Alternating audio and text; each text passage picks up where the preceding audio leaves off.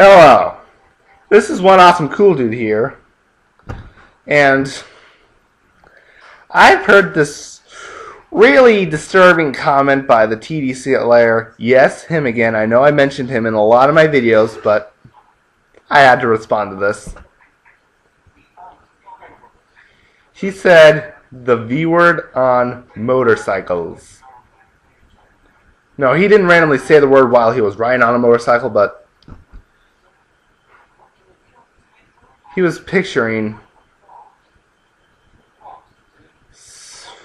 Okay, I don't want to say it.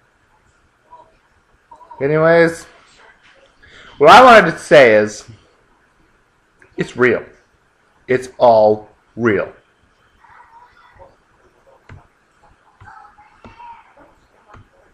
V words on motorcycles is real. And here's some proof. I said, Novi, Michigan, are you guys ready for a stunt show?